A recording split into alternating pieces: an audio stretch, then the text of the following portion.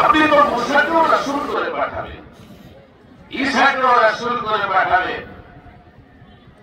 এরাও যদি রাসূল হয় আর আপনার ভাষ্য অনুযায়ী যদি আরেকজন রাসূল আসে, তাহলে আমরা কাকে বুঝবো যে সেই হবে আপনার শ্রেষ্ঠ রাসূল, যার ব্যাপারে আপনি ওয়াদা নিতেছেন? আল্লাহ শুনাইতেছিল, শুনো রাসূল যে আমি কোরআনে ব্যবহার করলাম, সুম্মা জাআকুম রাসূল, এই রাসূল যে আসবে, রাসূল শব্দ আমি কোন রাসূলের নামের সাথে মিলাবো না।